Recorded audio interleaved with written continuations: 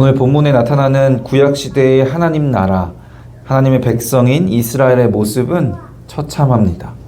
5절에서 6절에 묘사된 그들의 모습은 징계를 받아서 상처투성이가 된 아이의 모습입니다. 5절, 6절 다시 한번 읽어볼까요? 너희가 어찌하여 매를 더 맞으려고 패역을 거듭하느냐? 온 머리는 병들었고 온 마음은 피곤하였으며 발바닥에서 머리까지 성한 곳이 없이 상한 것과 터진 것과 새로 맞은 흔적뿐이거늘 그것을 짜며 싸매며 기름으로 부드럽게 함을 받지 못하였도다. 그냥 혼나고 손바닥 몇 대 맞은 정도가 아니라 온몸에 성한 것이 없고 마음까지도 지친 상태로 그대로 방치되어 있는 상태입니다. 7절과 8절은 더 직설적으로 그 나라가 처한 현실을 이야기하고 있습니다. 너희의 땅은 황폐하였고 너희의 성읍들은 불에 탔고 너희의 토지는 너희 목전에서 이방인에게 삼켜졌으며 이방인에게 파괴됨같이 황폐하였고 딸 시온은 포도원의 망대같이 참외밭의 원두막같이 에워싸인 성읍같이 겨우 남았도다. 추위와 더위 또 여러 가지 위험으로부터 지켜주는 집과 그들의 마을이 다 불에 타고 힘들게 일구어 놓은 땅들, 그러니까 먹고 살 수 있는 모든 것들이 다 황폐해진 그런 상황이었습니다. 심지어 예루살렘 성전이 있는 시온이 넓은 밭에 딸랑 홀로 있는 망대나 원두막과 같이 겨우 남아있는 그런 멸망 직전의 모습이었습니다. 대부분의 성경학자들은 이 말씀의 배경을 이사야 36장과 37장 그리고 열왕기하 18장 19장에 기록된 주전 701년에 아수르 왕 사네립이 이스라엘을 침략한 침략 전쟁으로 보고 있습니다. 18만 5천 명의 대군이 유다 왕국을 침략해서 유다의 주요 성읍들을 다 정복하고 폐허로 만들었을 뿐만이 아니라 수도였던 예루살렘까지 에워싸고 멸망시킬 수도 있었던 그런 사건이었습니다. 왜 하나님의 나라가, 하나님의 백성이 이렇게까지 된 것일까요? 본문 2절에 그 이유가 있습니다. 2절 함께 읽어볼까요? 하늘이여 들으라, 땅이여 귀를 기울이라. 여호와께서 말씀하시기를 내가 자식을 양육하거늘 그들이 나를 거역하였다. 하나님의 나라, 하나님의 백성, 하나님의 자녀 이스라엘이 하나님을 거역했기 때문이었습니다. 그래서 하나님 나라 이스라엘의 모습은 하나님의 징계를 받아서 이렇게 처참하게 된 겁니다. 그런데 이렇게 처참하게 된 징계를 아주 크게 받은 상황 가운데서도 이 이스라엘 백성은 돌이키지 않아요. 회개하지 않았습니다. 이렇게 처참해지고서도 그렇게 혼나고서도 회개하지 않았기 때문에 하나님께서는 너희가 어찌하여 매를 더 맞으려고 매를 더 벌고 있냐, 계속 패역을 거듭하느냐라고 경고하시는 겁니다.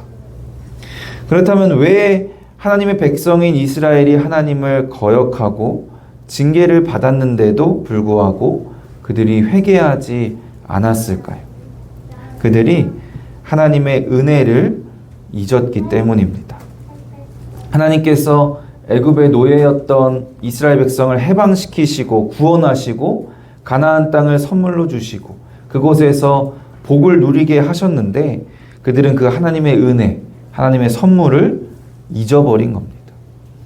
자신들이 선택받은 하나님 나라, 선택받은 하나님의 백성이라고 자랑을 하는데 실제로는 하나님을 섬기는 것이 아니라 자신들의 풍요를 기원하며 바알 우상을 섬기고 거룩한 하나님의 백성이 되지 못하고 하나님의 명령을 따르기는커녕 세상과 동화되어 세상과 같은 사람들로 살았습니다.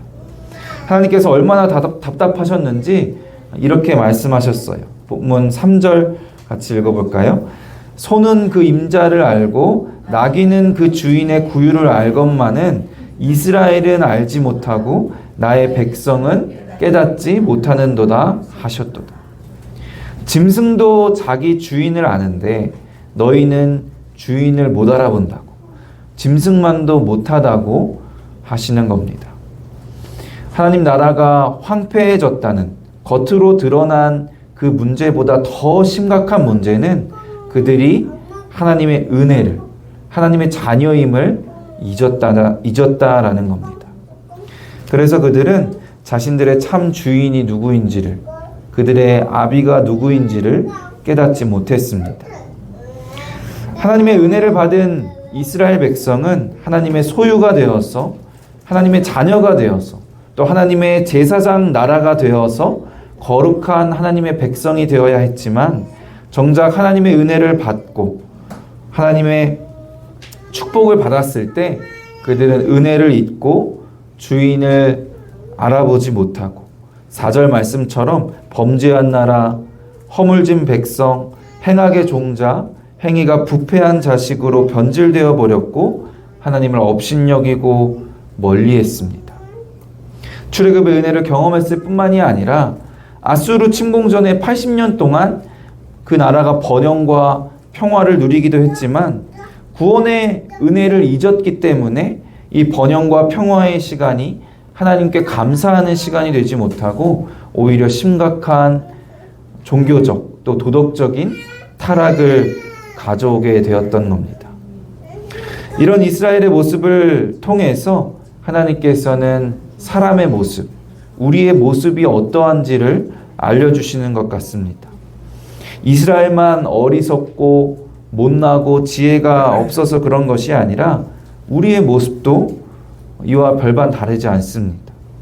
은혜를 받고 축복을 누리면 하나님께 더 감사하고 신앙생활을 더 잘할 수 있을 것 같은데 실제로는 어느새 구원의 은혜를 잊어버리고 또 풍족하고 평화로운 시간을 보내게 되면 더 이상 하나님을 찾지 않는 것이 우리 사람의 모습입니다. 아무리 그래도 은혜를 좀 잊었다고 해서, 하나님의 말씀을 좀 어겼다고 해서 하나님 나라 백성에게 너무 하시는 것 아닌가? 사랑의 하나님이시라면서 저렇게까지 이스라엘 백성을 황폐하게 하셨어야 했나라고 생각하실 수도 있습니다. 실제로 구약 성경에 나타나는 하나님의 모습이 너무 무서워서 구약의 하나님과 신약의 하나님과는 다른 분이다라고 주장하는 학자들도 있습니다. 또 어떤 분들은 예수님을 믿어야만 구원을 받는 거라면 너무 잔인한 거 아니냐. 복음을 접하지 못한, 예를 들어 대표적인 예가 이순신 장군님이죠. 이순신 장군님 같이 좋은 분들도 구원을 못 받게 하시는 거 아니냐. 그럼 하나님이 공평하지가 않다. 하나님이 그런 일을 하실 리가 없다. 모든 사람이 구원받을 권리가 있다라고 주장하면서 하나님이 너무하신 분이라고, 하나님이 그러실 리가 없는 분이라고 말을 합니다. 그런 주장들, 하나님이 너무하다라는 분들의 주장을 보면은 하나님과 사람과의 관계에 대해서 정리가 잘 안 된 것 같아 보여요. 물론 사람이 하나님의 형상으로 만들어진 참 귀한, 존귀한 존재이지만 하나님은 세상을 만드신 창조주이시고 사람은 그저 하나님이 만드신 피조물일 뿐입니다. 피조물인 사람은요, 오직 하나님의 아래에 있을 때에만 존귀한 존재입니다. 피조물이 창조주의 질서와 성품, 또 창조주의 통치에 대해서 감히 판단하고 우리의 권리를 주장할 수는 없는 겁니다. 그래서 그런 생각들은 사람을 하나님과 동등한 위치로 생각하는, 하나님이 사람을 위해 존재하시는 것으로 생각하는, 결국 사람이 주인공이 되고 사람이 신이 되고자 하는 선악과를 따먹는 죄, 인간의 원죄라고 할 수 있습니다. 창조주 하나님의 질서, 그 하나님의 뜻에 의하면 하나님이 주신 은혜를 잊고 주인을 못 알아보는 자, 패역한 자녀는 어떻게 되어야 할까요? 신명기 21장에 그 하나님의 질서에 대해서 아주 정확하게 나옵니다. 21장 18절에서 21절 같이 한번 읽어볼까요?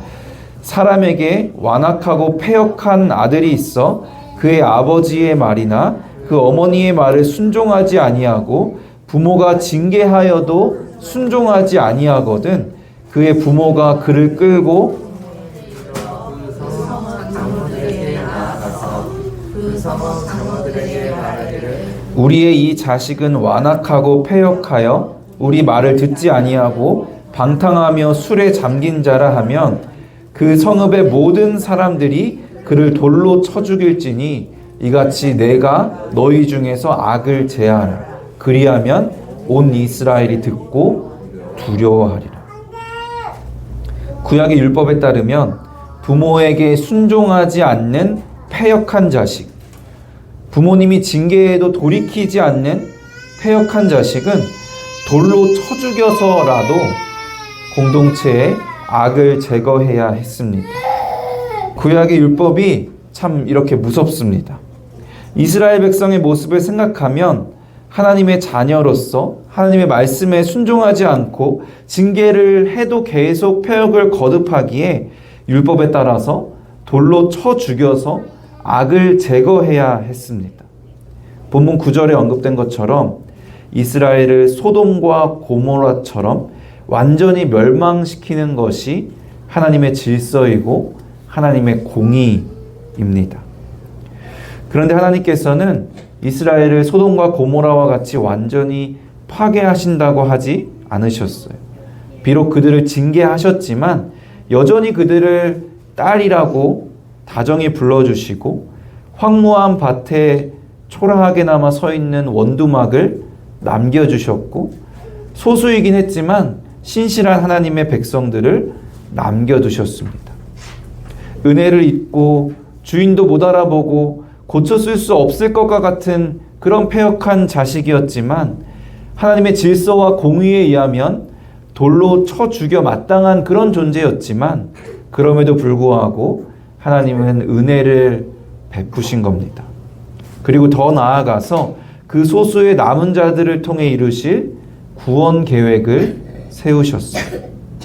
하나님 나라가 다 망한 것 같아 보였지만 그 소수의 남은 자들을 통해 하나님의 나라가 이어지게 하셨고 결국 그 남은 자들 가운데 세상을 구원할 구세주 예수 그리스도를 보내주시고 하나님의 나라와 그의 백성을 회복시킬 계획이 있으셨던 겁니다. 소수의 남은 자들에 의해서 소망이 끊어지지 않았고 결국 예수님을 통해서 하나님의 은혜와 사랑이 완전히 성취되었습니다. 본문에 나타나는 이스라엘의 처참한 모습, 하나님의 은혜를 잊은 패역한 자녀들이 징계를 받는 모습을 우리는 기억해야 합니다. 하나님의 은혜를 잊은 자, 주인을 못 알아보고 순종하지 않는 자는 돌로 쳐 죽여야 하는 것이 하나님의 공의임을 우리는 기억해야 합니다. 그래야 우리가 하나님께 받은 이 은혜가 얼마나 값진 것인지를 깨닫고 하나님의 은혜를 잊지 않고 온전히 그 은혜를 누릴 수 있기 때문입니다. 저는 오늘날 한국 교회의 모습 또 우리의 모습을 보면서 늘 안타까운 마음을 갖곤 합니다. 창조주 하나님과 피조물인 사람과의 관계를 깨닫지 못해서 하나님을 거역하는 자가 받아야 하는 그 무서운 징계를 깨닫지 못해서 하나님의 공의가 어떤 것인지를 깨닫지 못해서 하나님의 은혜가 얼마나 값진 것인지를 깨닫지 못합니다. 그래서 하나님의 은혜를 너무나 값싼 것으로 여기고 그 은혜를 쉽게 잊어버리고 사는 모습, 이스라엘의 패역한 그 모습이 곧 우리의 모습이 아닐까 돌아보곤 합니다. 그래서인지는 모르겠지만 오늘 본문의 이스라엘처럼 완전히 폐허가 된 것은 아닐지라도 분명히 한국 교회는 우리의 모습은 위기의 상황 가운데 직면해 있습니다. 아직 어르신들이 교회를 지켜주시고 계시기 때문에 체감이 덜 되실 수도 있지만 한국 교회는 사실 굉장히 심각한 상황입니다. 다음 세대를 보면은 심각한 미래가 보입니다. 한국의 대학 캠퍼스 복음화율은요, 3%가 채 되지 않는다고 합니다. 수많은 선교사를 보내는 우리나라가 이제는 선교지가 되어버렸어요. 그래도 아직 우리나라에 7, 8만 개의 교회가 남아있다라고는 하지만 그중 20%의 교회에는 교회 학교가 아예 없다라고 합니다. 그리고 지금의 속도대로라고 하면 2030년, 불과 5년 뒤에는 지금 있는 교회 학교의 10%만 살아남을 것이다 라는 전망도 있습니다. 이런 현상의 원인이 이스라엘 백성처럼 하나님을 거역해서가 아닐까. 하나님의 은혜를 잊어버리고 하나님의 은혜를 너무나 값싼 것으로 여기기 때문이 아닐까 싶은 마음에 참 두렵기도 합니다. 하나님이 주신 구원의 은혜, 십자가의 능력을 잊고 그저 자기 위안과 자기 만족, 자기 유익만 남은 신앙생활, 바알을 섬기던 이스라엘과 다름이 없는 신앙생활을 하고 있진 않은가. 우리를 구원하시고 자기의 소유로 삼으신 하나님을 잊어버리고 내 주인이 누구인지를 깨닫지 못하는 짐승만도 못한 삶. 내가 내 삶의 주인이 돼서 내가 신이 되어서 내 마음대로 사는 신앙생활을 하고 있지 않은가. 하나님이 주신 축복으로 한국교회가 엄청난 부흥과 번영을 누렸는데 이스라엘처럼 번영과 평화에 대해 하나님께 감사하지 못하고 오히려 심각한 종교적, 도덕적 타락을 겪는 교회가 되지는 않았는가.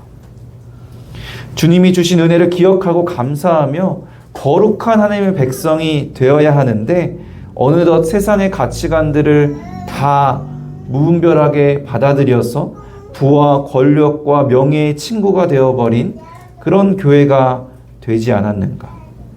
그래서 하나님께서 자꾸 사인을 주시는데, 징계를 주시는데 그 사인도 알아차리지 못하고 회개하지 않고 더 폐역을 거듭하고 있지 않은가.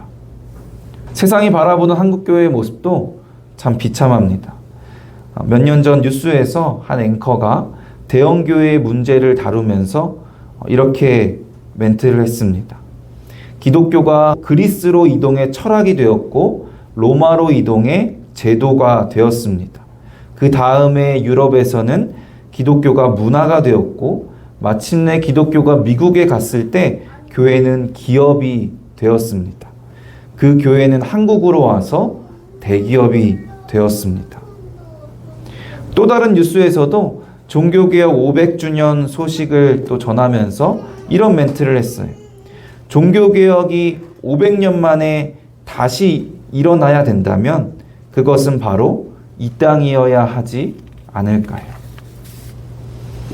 하나님의 은혜를 잊은 모습, 마치 징계를 받는 것 같이 위기에 직면한 모습. 참 안타까운 현실이지만 오늘 본문에서 그러셨던 것처럼 그럼에도 불구하고 여전히 하나님께서는 우리에게 은혜를 주시는 줄로 믿습니다. 우리는 죄인이기에 우리는 망해야 마땅하고 돌로 맞아 죽어야 마땅하지만 그럼에도 불구하고 하나님께서는 우리에게 은혜를 주십니다.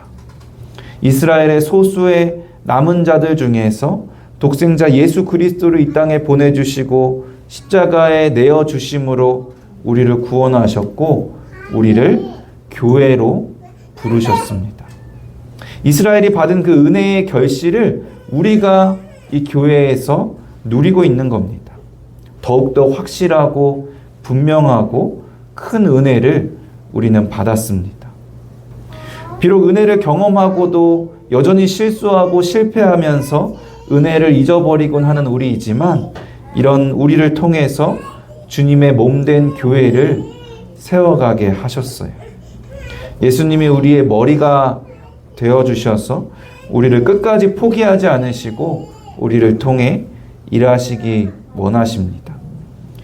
그래서 이 교회가 참 어렵고 문제가 많다라고 제가 얘기를 하지만 결국에 하나님의 구원의 계획 안에서 소망은 오직 교회에 있음을 또 알아야 합니다. 물론 우리는 끊임없이 회개하고 말씀으로 돌아가 이 교회의 문제를 해결하기 위해 노력해야 하지만 여전히 수많은 문제가 해결되지 않는다 할지라도 하나님의 은혜가 교회에 있다는 게 너무나도 중요합니다. 하나님이 우리에게 은혜를 허락하시기에 교회가 우리의 유일한 소망입니다. 사랑하는 성도 여러분, 하나님의 은혜를 잊지 않으시기를 바랍니다. 죽어 마땅한 우리가 하나님의 은혜로 영원한 생명을 얻고 하나님의 자녀가 되어서 하나님의 유산을 물려받았습니다. 천국을 약속받았습니다.